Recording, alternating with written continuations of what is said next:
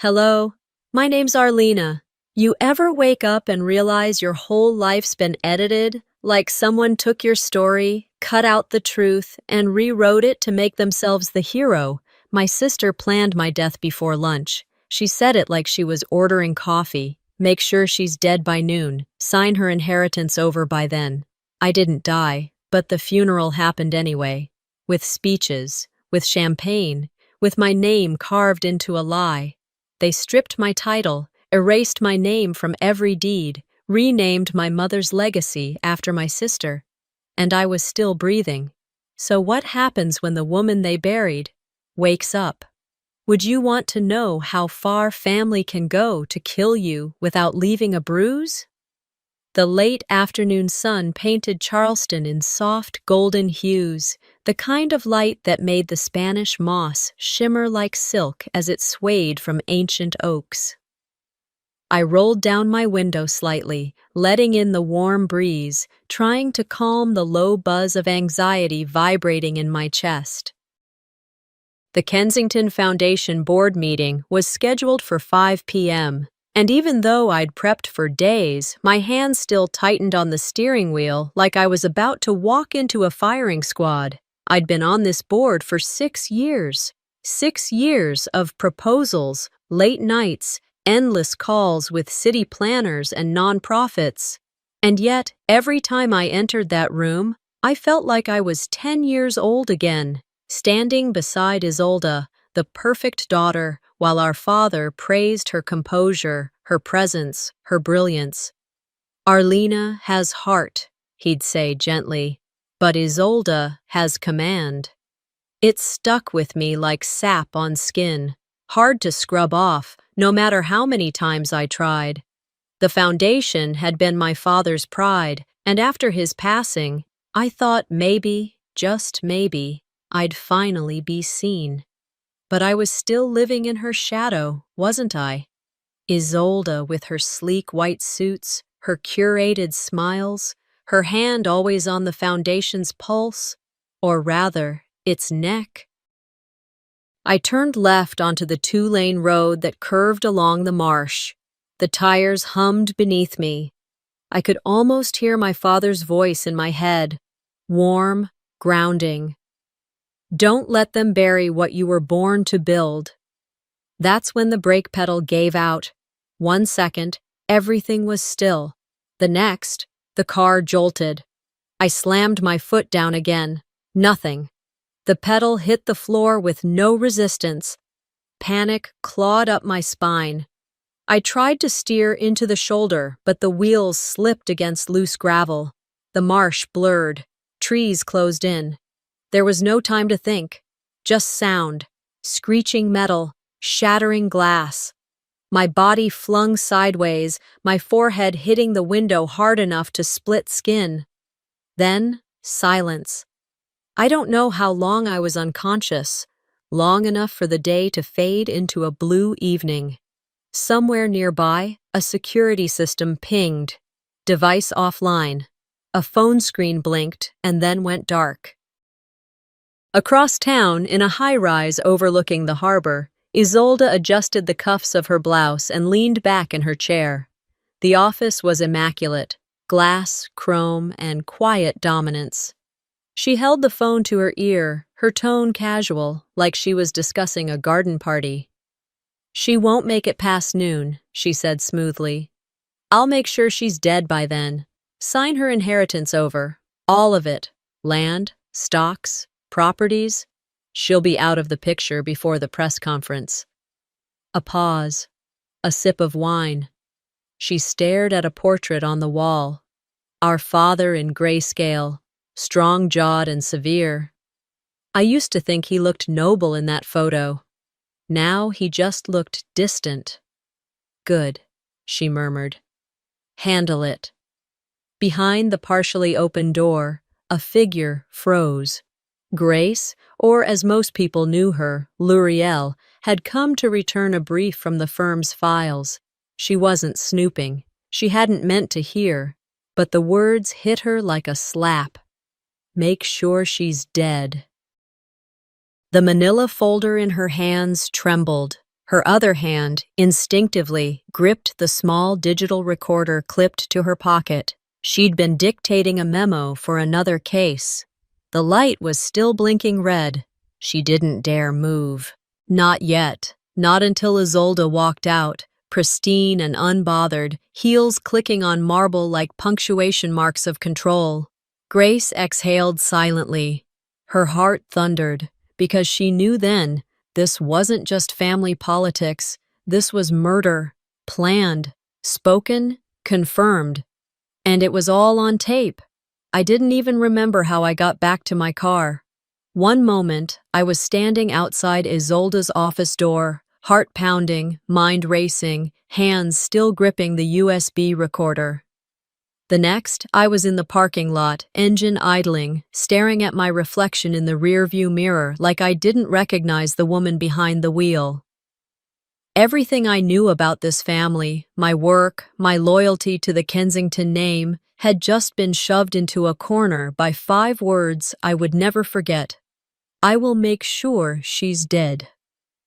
I took a breath, reached for my phone, and called someone I hadn't spoken to since law school. Pete, it's L'Oreal. I need to ask you something off the record. Pete worked in probate court. We weren't close, but I remembered he owed me one from a bar fight his girlfriend started that could have landed him on suspension. He answered after 2 rings. If someone is declared medically non-responsive, comatose I mean, can their power of attorney or voting rights in a private foundation be revoked and reassigned without full death certification? He didn't ask why. He just said, if there's a doctor's note and the board agrees, yeah, it's a legal gray zone, but it's doable. Why? No reason, I replied. Just something I'm researching. I hung up, and my fingers tightened around the steering wheel until my knuckles ached. By the time I got home, it was nearly dark. I kicked off my heels, dropped my keys into the ceramic bowl by the door, and tossed my bag on the couch. My laptop screen blinked with unread emails, but I didn't care. I pulled up my browser and scrolled mindlessly, trying to process what I'd heard. And that's when I saw it. A post. Public, bold, no shame. Join us for a celebration of life, honoring Arlena Kensington. It was on the Foundation's official site.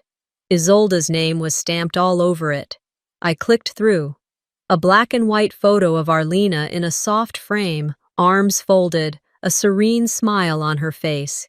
It looked like an obituary. And it wasn't just an invitation. It was an event, catered, sponsored, live-streamed. Arlena wasn't even buried, because she wasn't dead. I said it out loud in my apartment, the words bouncing off the walls. She's already burying her. I slammed the laptop shut and stood up, every nerve in my body pulsing with heat. This wasn't grief. It wasn't even a cover-up anymore. This was a marketing campaign. The memorial was set for Saturday evening at the Kensington estate. I didn't RSVP. I just showed up. The ballroom glowed with soft amber lights. Live piano, champagne flutes clinking against crystal. People dressed in black, sipping and nodding politely like this was a charity gala and not a eulogy for someone who was still breathing. Isolde stood at the front of the room, a vision in dove gray, one hand resting delicately on the podium. Her voice was smooth as buttercream. Arlena was kind, sensitive. She believed in goodness, even when it cost her. She paused, letting the air settle. She wasn't built for the weight of legacy, but we loved her, and we will continue the work she started. A man beside me muttered, "Such a tragedy. Poor girl." I turned slightly, just enough to catch Isolde's eyes as she scanned the room. She didn't flinch when she saw me, just the faintest uptick of her lips, like she was daring me to speak. I didn't. I lifted my phone instead and recorded every word. Later that night, as guests drifted toward valet and the lights dimmed, I slipped into the back hallway. I knew where the private boardroom was, used it enough times myself. The oak-paneled walls muffled voices, but not completely. I heard Isolde before I saw her. The assessment is signed. I had Dr. Maddox draft it himself. It says she's non-responsive, likely permanent. That's all the board needs to vote. Another voice replied, "It's cold, Isolde, even for you." She snapped, "It's clean. Arlena can't lead. She can't sign. She can't even speak. The foundation needs control, and I'm the only one who knows how to handle it." That's when the door opened. I didn't step back fast enough. She saw me, and for one flicker of a second, her face shifted. Just enough to show something other than confidence. Not fear, not guilt, just irritation, like I was a stain she hadn't accounted for. "You should be careful where you wander, Grace," she said softly. "Some doors weren't meant for you." I wanted to spit at her. Instead, I smiled and walked away. Back in my car, I opened the USB recorder again and hit stop. Then I pressed save. That night, I couldn't sleep, not because of what she'd said, but because of what I knew was coming. At 8 a.m. the next morning, an official notice went out to all Foundation trustees. Effective immediately, Arlena Kensington's voting privileges had been revoked. The reason? Medical incapacity, based on licensed physician documentation with unanimous board agreement. I sat on my kitchen floor, still in pajamas, reading the email over and over. They hadn't even waited to see if she would wake up. The air felt heavier, thicker somehow, like my body had become waterlogged. I didn't know if I was dreaming or drifting or somewhere in between. Time didn't feel real in here. I didn't feel real, but I heard things. Bits of conversation, the beeping of machines. My name, spoken like a question, not a presence. Inside the fog, memories flickered like old film reels, the sound of my mother humming as she planted marigolds outside our kitchen window. The scratch of pencil on blueprints late at night. My father's warm hand resting briefly on my shoulder during a foundation meeting. His way of saying "well done" without saying it. He wasn't big on praise, but when he did offer it, you remembered. "You have heart," he told me once, not long before he died. "That's what they'll never understand." Then, like a slap, another voice cut through it all. She was always too soft. It was Isolde, that cool tone she used when she knew no one would push back. "She means well," she'd say to the board when I spoke up, "but legacy needs structure." She'd never say my name in public if she didn't have to, just enough to make sure people knew I was around, but not important. I didn't even know what day it was. In the darkness of my mind, I tried to remember the last project I touched. It had been the community housing plan, the one I'd written from scratch, the one I'd named after Mom, Maribel Gardens. I poured everything into it. Late nights, my own savings, political favors I didn't want to owe, because I believed in it. 1 week before the launch, I walked into the office and saw the new banners being hung in the press room. The Isolde Kensington Memorial Initiative. My breath caught. I blinked, thinking it was a misprint. It wasn't. The press release came out the next day, full-page article, quotes from city officials. Isolde's vision brings hope to Charleston's underserved. Not one word about my role, not one. At the ceremony, I stood there smiling like nothing had happened, smiling while people congratulated her, smiling while she said, "We built this together," and looked past me to the mayor. Afterward, I cried in the utility closet behind the stage. The irony wasn't lost on me, tucked away beside the cleaning supplies while my name was scrubbed off my own work. Back in the present, or whatever you'd call this still, sterile place, I floated in that memory until something shifted. A scent. Lavender. My mother's perfume. Not strong, just a trace, like someone had walked through the room moments before. Then came a touch, not physical, but I felt it, like something inside me stirred for the first time in what felt like weeks. Somewhere far away, a woman's voice whispered. She moved. They must have meant my hand, because I felt it, my finger twitching. I tried to open my eyes, but they were cemented shut. I screamed inside my skull, willed my body to cooperate. Nothing. But I was still in here. I wasn't gone, and I was furious. Elsewhere, Grace was tearing through old files. She'd called in favors, scoured digital archives, even hacked through 3 layers of firewall in the Foundation's internal servers. Nothing. No mention of me connected to the Maribel Gardens proposal, no early drafts, no internal memos, not even a shared folder. Isolde had erased me clean. The renaming? Rammed through in a late-night vote while I was in Atlanta securing last-minute grant approvals. 3 trustees signed off. All of them owed Isolde something. Grace had tried everything. Even the board meeting transcripts were sanitized. She planned this, Grace murmured, sitting at her desk, face pale in the monitor's glow. She knew exactly what to wipe and when.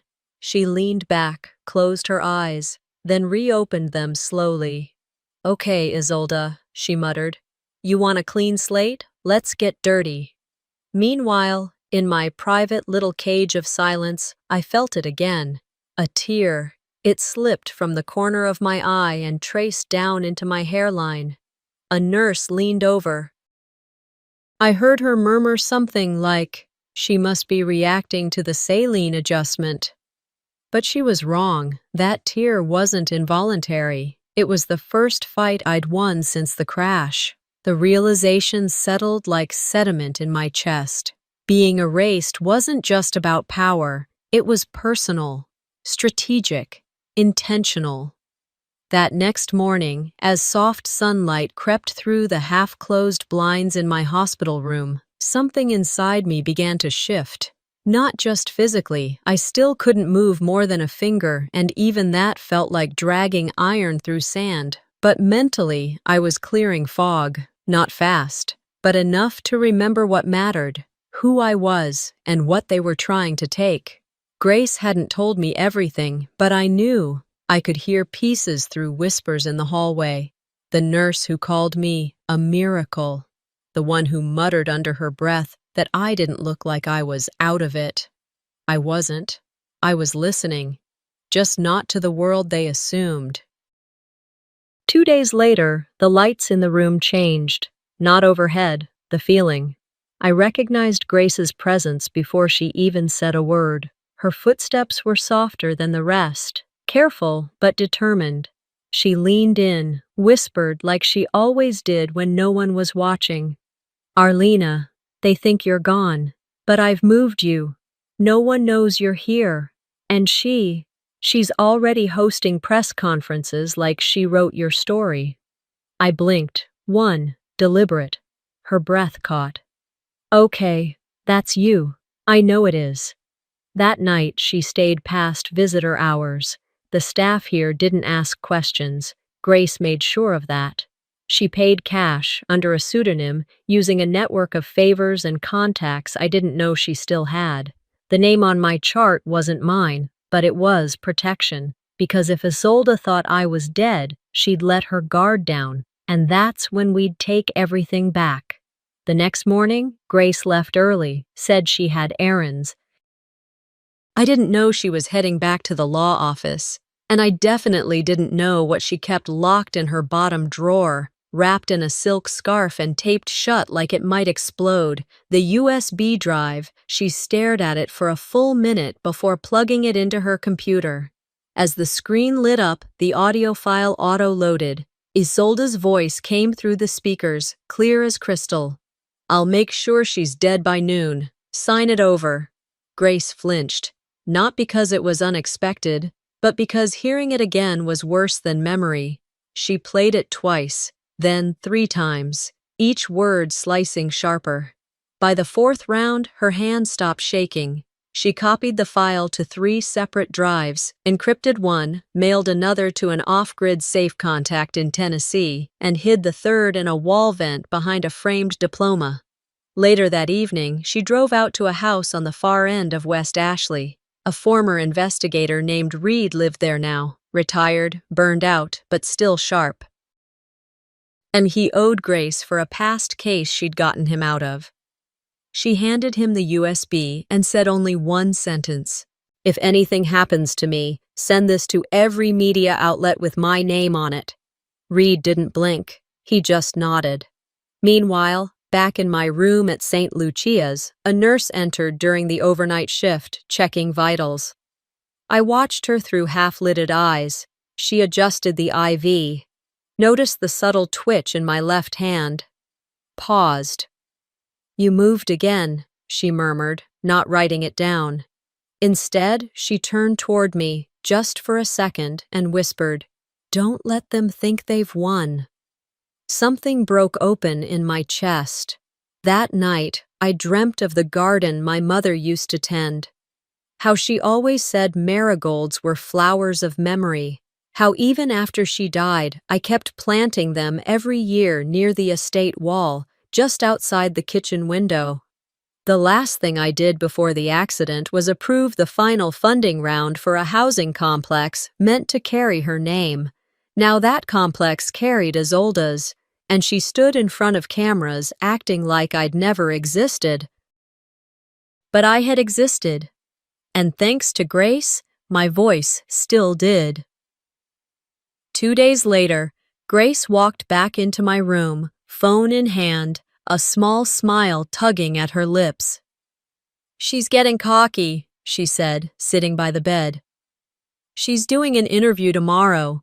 Local network, full-on tribute. Says she's carrying on your vision." Her words. I blinked twice. Grace leaned closer. "She doesn't know we've got her. Not yet. But soon. We go slow, Arlena. We do this smart.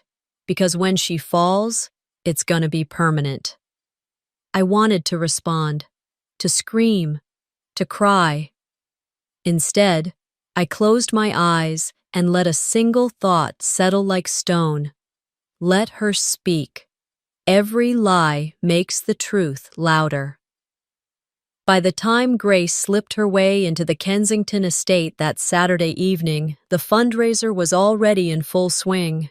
The string quartet played something expensive and forgettable, and the clink of champagne flutes bounced off the crystal chandeliers like forced laughter. Outside, a valet took her keys with a distracted nod. Inside, no one questioned her presence. Isolda had cultivated a crowd so self-congratulatory they wouldn't have noticed if the walls caved in.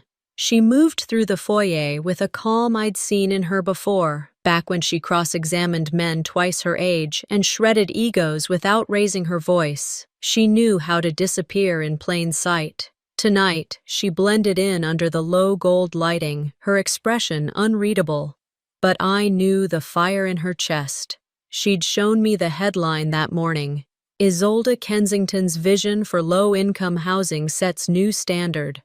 And underneath, a photo of the ribbon cutting, the new building bearing my sister's name where mine should have been. It wasn't just insulting, it was theft. Grace had placed the article on my hospital bedside tray. I'd woken up that morning to see it first thing. "That was mine," I mouthed. The words barely made it out, like lifting a boulder with my lips. She didn't say anything. She didn't have to. We both knew that building had been my design, my fight, my legacy. But there was Isolda, beaming at the camera, standing in front of the name she didn't earn. Now, Grace was here, acting like just another well-dressed donor, while upstairs, the Kensington study sat waiting. She waited for the right moment, another toast, another speech. Then, while everyone applauded Isolda's latest act of benevolence, Grace slipped down the rear hallway and closed the double doors of my father's study behind her. She moved to the desk with purpose, pulled open the bottom right drawer. slid out the false bottom, clicked a latch beneath, and there it was. Back at the hospital earlier that day, I'd written it down in sharp, deliberate letters. Get the box in Dad's study. Hidden panel, lower drawer. It had taken everything I had to sit up and scrawl that note. My voice had only just returned that morning, hoarse and gravelly, but mine. They want me gone, but I'm not, I'd said. Grace had stopped mid-step. She turned to face me like she wasn't sure I'd spoken at all. Then I repeated it, louder, clearer. They want me gone, but I'm still here. That was the turning point. She'd stared at me, blinking fast, until I asked for a pen. Now, in the quiet hush of my father's office, she stared down at a small black box no larger than a paperback. Inside, papers, notes, 2 letters written in his unmistakable, rigid script, one addressed to Arlena if things go wrong. The other, a notarized document dated 6 months before his death, stating that I was the original and exclusive founder of the Maribel Project, proof that Isolde had overridden it only after he was gone. Grace scanned them both quickly. She'd trained her mind for this, for catching lies, catching edits, spotting a line that didn't belong, and nothing about these papers had been tampered with. She tucked them into a slim leather folder, slid the drawer back into place, and exited the room just as another round of applause rose from the ballroom. Meanwhile, hours earlier, Grace had tried one last time to bring in help. Harold Whitman. My father's old advisor. A man I'd grown up calling Uncle Harold, though he wasn't family. He'd always been more loyal to our name than to the people who bore it. Grace met him at a quiet cafe on East Bay Street, laying out the original architectural drafts, signed in my handwriting with timestamps and proposal IDs. She kept her tone firm but respectful. You know this wasn't Isolde's idea. She didn't design this, she didn't fund it. She changed the name and called it hers after Arlena was already in the hospital. Harold sipped his tea like none of this surprised him. His suit looked untouched by time, his hands neatly folded. Finally, he sighed. Isolde holds the board majority now. There's nothing to be done. Grace leaned in. You knew what Richard wanted. You knew he wrote Arlena into this. This is erasure, Harold. He didn't flinch, just gave a slow, tired shrug. Wishes don't survive wills. She didn't argue, just gathered her papers and walked out. There was no time for anger anymore. Back in my hospital bed, I listened to the beeping of machines and the buzz of fluorescent lights. My body was gaining strength by the day. But more than that, my resolve was solidifying. They'd tried to wipe me out like a chalkboard, like I was some small footnote to be replaced by a more marketable version of success. But I wasn't going to stay silent anymore. And I had the one thing my sister didn't. Proof. The moment Grace clicked that hidden latch and opened the black box, I knew my father had been preparing for this war long before I even saw the battlefield. She didn't call me right away, not yet. She sat on the edge of the study chair, the old leather creaking under her weight, fingers trembling just slightly as she unfolded the letter dated precisely 2 weeks before he died. His handwriting, so rigid, so deliberate, ran across the page like a man carving his final will into the world. To my daughter, Arlena, it began. Not to my daughters, not to the board, just me. The letter named me as the sole trustee of the land where the new housing project stood. It referenced my original design proposal, mentioned a donation I'd quietly made in my mother's name, one even Isolde didn't know about. And at the end, one line burned itself into Grace's brain the moment she read it. Only she understands the soul of this family. That night, Grace locked the letter and supporting papers in her briefcase, took a second set of photos on her phone, and emailed the images to 2 secured anonymous accounts we'd created for emergencies. Then she drove back to the hospital. It was nearly midnight, but I was awake, eyes dull but aware, arms still weak but no longer useless.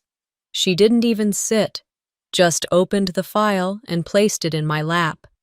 "This changes everything," she said. My hands shook as I flipped through the pages. My eyes scanned the words again and again. For a long while, I said nothing. Then, finally, quietly, I whispered, "He knew. He knew she'd do this." Grace nodded, barely holding it together. "He left it for you to find. For you. Not me. Not anyone else." I looked up at her, my voice still gravelly but steady enough. "Then let's use it." The next morning, she met with Reed, the former investigator now acting as our shadow strategist, and a discreet lawyer named Ortega who owed her from a class action case she'd helped kill quietly 10 years ago. They were old school, but they knew how to move without making a sound. By noon, they had drafted a motion to freeze all asset transfers under the Kensington estate, citing newly discovered documentation and questionable behavior by the acting board chair, Isolda. The documents were loaded onto a thumb drive. Grace returned to the hospital at 1:30 p.m. sharp. "You ready to sign?" I nodded. "Let's take our first swing." I gripped the pen with fingers that had only started cooperating the day before. It took me a full minute to sign my name, but I did it, twice, on every page that mattered. By 2:15 p.m., the emergency injunction was filed with the Charleston Probate Court, and for one brief hour we celebrated. Then the call came. It was after 3:00 p.m. Grace stepped out of my room to answer her cell. When she came back in, her face had lost its color. "It's been leaked," she said. I blinked, confused. "What?" "The filing, the motion. It's already under review by Isolda's legal team. Someone gave them a heads up." My stomach dropped. "How?"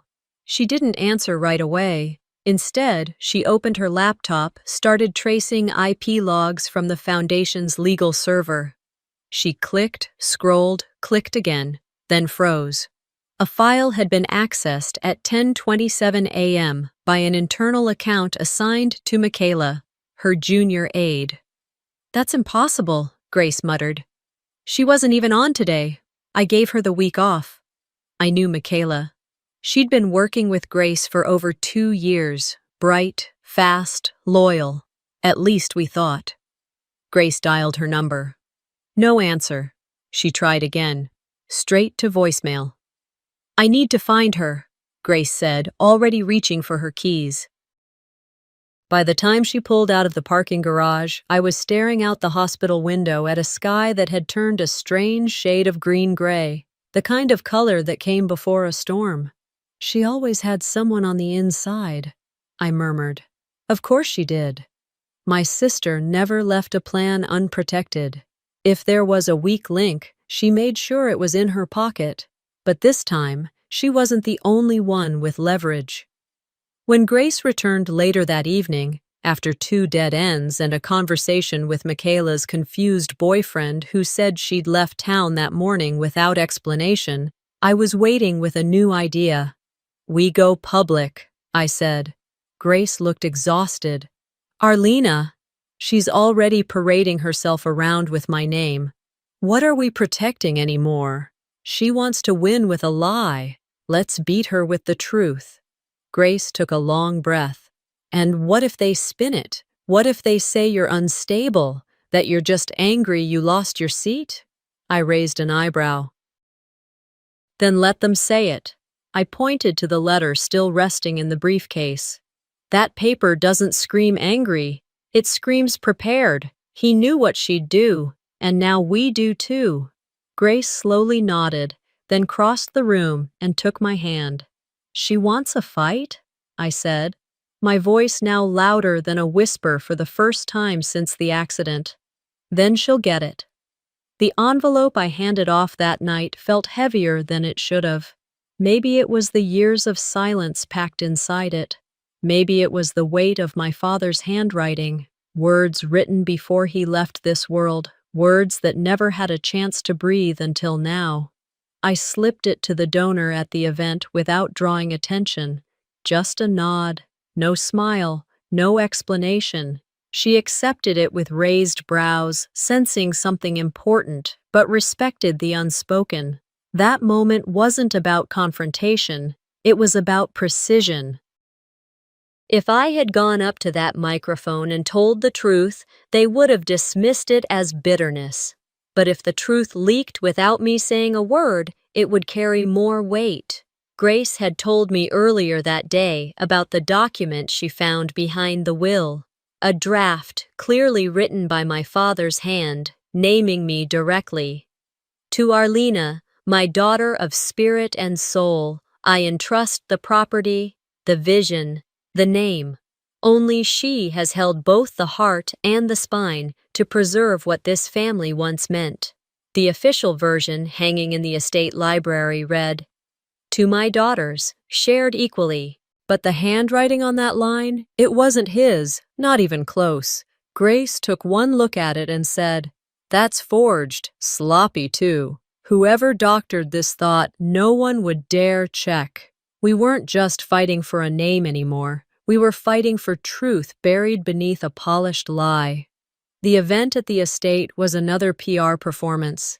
Isolde wore cream again, her trademark. Perfect hair, perfect posture, a cocktail in one hand, her voice lilting over the crowd like she was narrating a documentary about herself. "I never thought I'd carry the foundation alone," she said at one point. "But I carry Arlena with me. Everything I do is in her spirit." I stepped into the ballroom at the exact moment she said it. For a second, the music dipped and conversation slowed, heads turned. People blinked like they weren't sure they were really seeing me. Isolde faltered, but only for a breath. She smiled, controlled, manufactured, and said, "There she is, the woman herself." "Everyone, let's welcome my sister, Arlena." What a surprise! I walked forward slowly. I didn't touch the mic, didn't greet the crowd.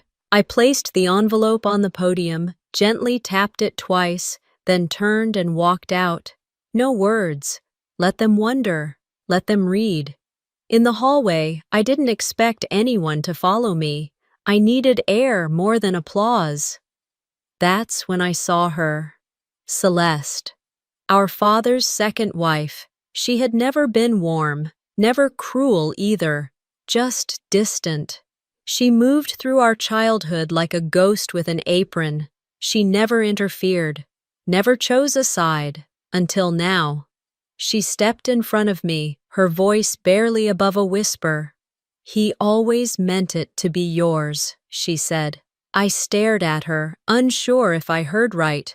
"I'm not talking about the land," she added, "or the money. He meant the name. He always said you carried the soul of this family better than anyone." Then, as if the air had shifted, she placed her hand on mine, just once, and walked away without another word. It hit me like a second wind. Not because I needed her approval, but because sometimes the quietest person in the room carries the sharpest truth. That night, things moved fast. The donor, Margaret Baines, a well-known philanthropist, opened the envelope and saw the handwriting. She recognized Richard Kensington's script immediately. She didn't call Isolde, she called a journalist. By morning, Grace's inbox was flooded with requests from local and national outlets. The letter went viral. Handwriting experts weighed in. Analysts dissected the timeline. Questions started piling up in the press room faster than Isolde could answer them. Did the will change after his death? Was Arlena's name intentionally removed? Is the Kensington Foundation built on forgery? Isolde's team scrambled. A publicist issued a statement calling it a misunderstanding rooted in outdated drafts. But the cracks were showing, badly. That evening, Grace handed me her phone. "You need to see this." A screenshot of a news ticker. Breaking. Kensington legacy under fire. Allegations of document manipulation emerge. Below it, a still of me walking out of the ballroom, envelope in hand. No caption, no quotes, just an image. Sometimes that's enough. Sometimes the truth walks quietly through a lie and rips it apart from the inside. The courthouse was already humming when we arrived. Grace parked in the underground lot and helped me from the passenger seat with practiced care. I walked slowly, still regaining full strength, but with a steadiness that surprised even me. My sister had spent weeks ensuring the world saw me as frail, voiceless, irrelevant. Today, I would make her regret every second of it.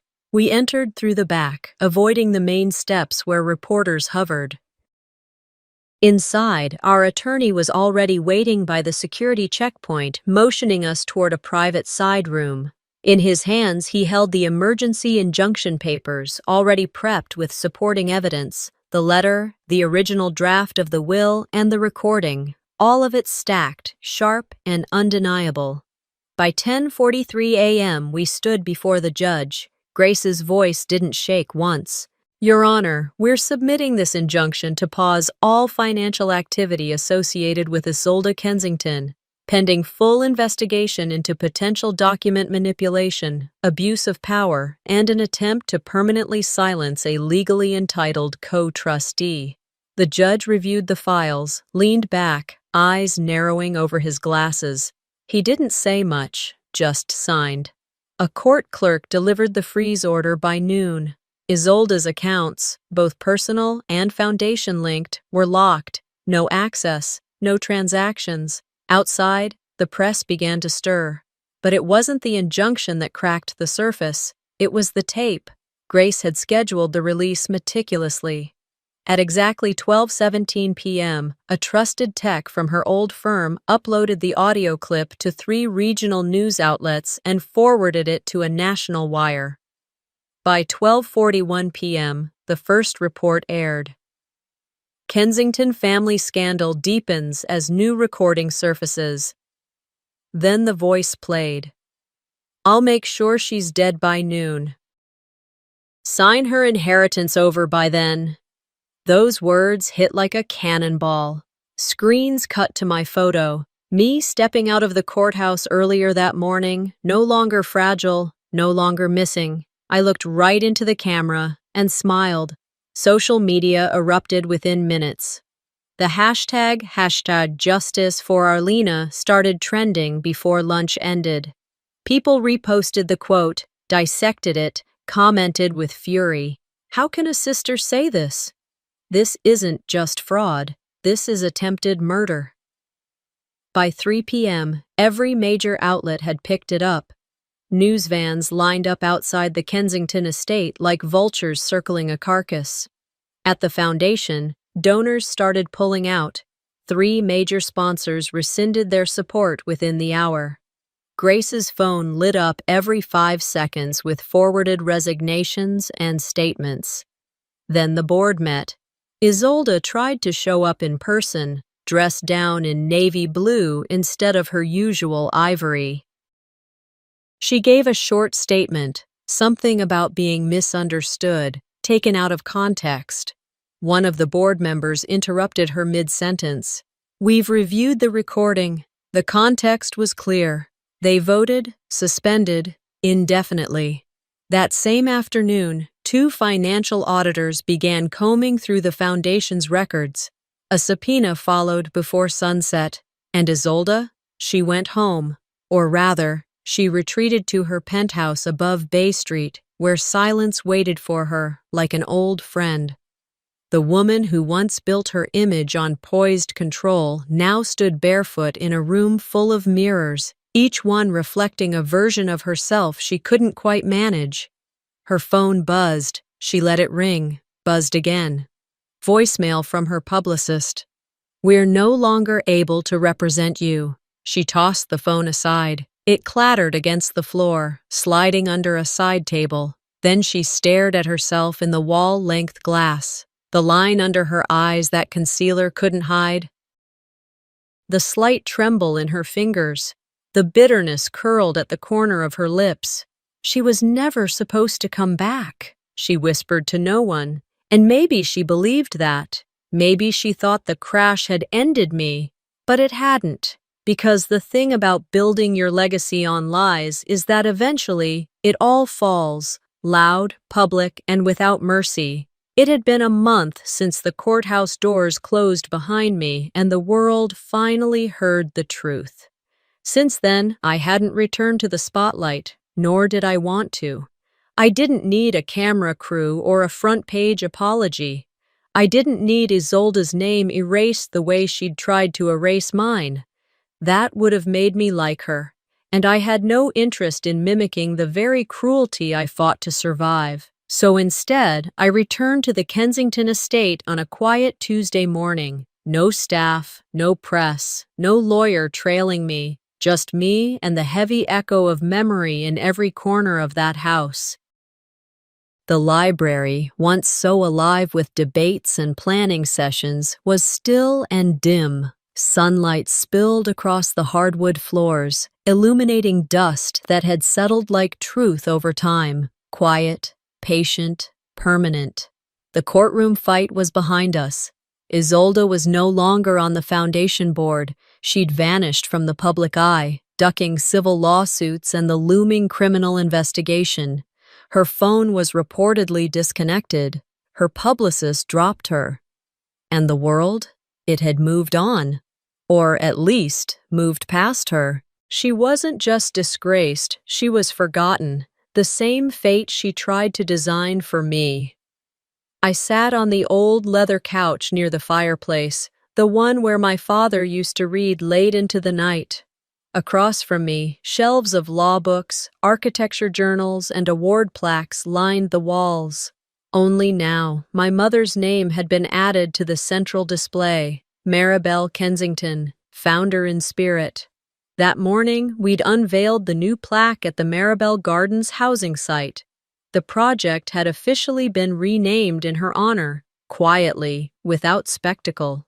I didn't invite cameras, only the residents, the construction crew, and the small team of volunteers who stayed with the project through every stolen phase.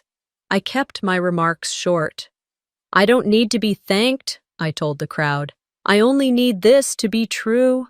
My mother's name is finally where it belongs." And that's enough. They applauded, but it wasn't loud. It didn't need to be. That evening, I returned to the estate alone. I made tea the way Celeste used to, strong and plain. Then I climbed the creaky stairs to the second floor, turned right at the end of the hall, and opened the door to my father's study. It still smelled like him, cedarwood and ink and a faint trace of old cologne.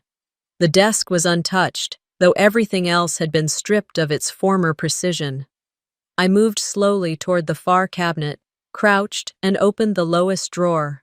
There, buried beneath outdated files and a half-cracked leather journal, sat a small wooden box. The hinges were rusted, the top carved with the initials RK, his, not mine.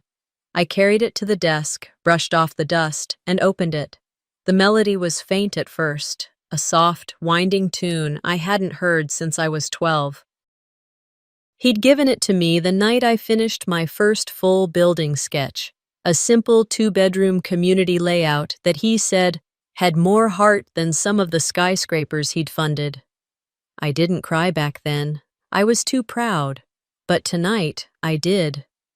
Under the lid, the inscription remained, carved by hand. "The only one I trust." I closed the lid gently, held the box against my chest, and sat down in his chair, the leather cracking just slightly beneath me. Later, I walked to the backyard, past the garden where my mother once planted rows of marigolds. The soil had gone wild in her absence, but a few blooms still pushed their way through.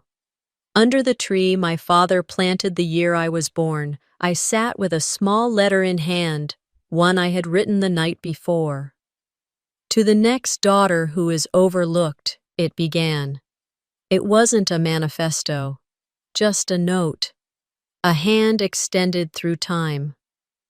I know what it feels like to be silenced in rooms you helped build, to be excluded from legacies you poured yourself into. But I'm here to tell you, don't stay small. Don't wait for someone to give you permission to take up space. You belong, even if no one claps when you enter the room. I folded the letter, placed it inside a jar, and left it beneath the bench under the tree. I didn't survive to be angry. I survived to rebuild. And this time, no one writes me out. Sometimes the people who claim to protect your legacy are the very ones rewriting it behind closed doors. This story isn't just about inheritance, it's about truth, and how silence can be used as both a weapon and a shield. Arlena didn't come back for revenge. She came back to reclaim what was hers, and in doing so, she gave voice to everyone who's ever been written out of their own story. Have you ever felt invisible in your own family? Let me know in the comments, and don't forget to subscribe for more powerful, emotional stories like this one. Your story might be next.